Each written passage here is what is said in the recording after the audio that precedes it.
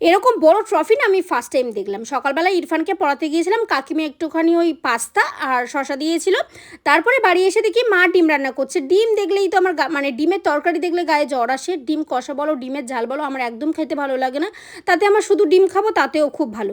এখানে আমি একটু আলু মাখা ডিম মাখা করে নিচ্ছিলাম নিজের জন্য। তারপরে আমি রিজওয়ানকে পড়াতে গেলাম, দেখলাম আমার সমানে একটা ট্রফি, মানে এত বড় ট্রফি ফার্স্ট টাইম আমি দেখলাম।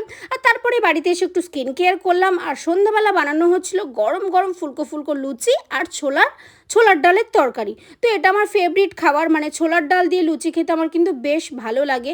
গরম গরম ফুলকো ফুলকো লুচি যেরকম দেখতে ভালো লাগে সেরকম স্বাদও হয়। হ্যাঁ, খাবো বলে যে 4-5টা একসাথে আমি কখনো খেতে পারি না লুচি। 3টে বা খুব জোর হলে ওই 4টে লুচি আমি খেতে পারি। যাই হোক, লুচি আর এই তরকারিটা খেতে কিন্তু দুর্দান্ত লেগেছিল। আন্টি বেশ সুন্দর করে বানিয়েও ছিল। তোমাদের ভিডিওটা কেমন লাগলো সেটা কমেন্টে জানিও। আজকের মতো আসি।